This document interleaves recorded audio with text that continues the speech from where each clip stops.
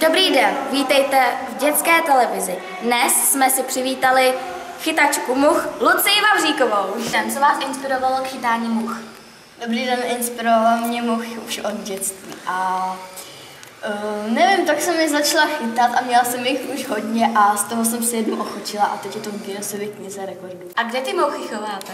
Chováme na statku přes den a v noci v kůlně. A víte, kolik jich přesně chováte? No tak, tolik prostě ani nemám, že jo, to vidíte. Takže pár jich mi odletělo do teplých krajin a z toho asi 5 jsem si jich adoptovala. Počkat.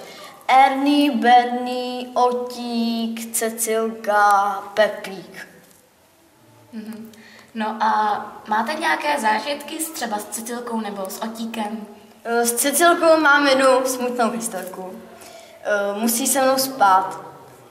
Jo, musí se mnou spát je na práškách a já se vůbec nevyspím.